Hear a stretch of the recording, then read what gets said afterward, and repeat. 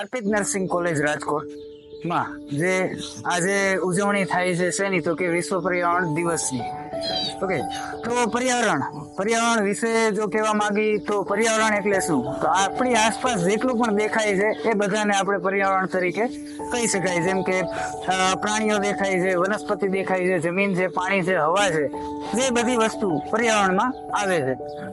આમાંથી મેઇન રીતે જો આપણે પર્યાવરણના તબક્કા અથવા તો પર્યાવરણના પરિબળો કહીએ તો હવા, પાણી અને જમીન, આ બધા માંથી જે બને છે એ એક તો વનસ્પતિ સૃષ્ટિ અને પ્રાણી સૃષ્ટિ બને છે. પ્રાણી સૃષ્ટિમાં માનવે જે પોતાના ઉપયોગ માટે પ્લાસ્ટિકનું ઇન્વેન્શન એટલે કે શોધ કરેલી છે એ પ્લાસ્ટિક જમીનને, પાણીને, હવાને, તમામ પરિબળોને, કુદરતના તમામ પરિબળોને હાનિ પહોંચાડે છે. તો આ પ્લાસ્ટિકનો ઉપયોગ આપણે બને એટલો ઓછો અને જે વૈકલ્પિક પ્લાસ્ટિકના જે વિકલ્પો છે એનો ઉપયોગ વધારવો એ ક્યાંક ને ક્યાંક આપણે જોવું જોઈએ.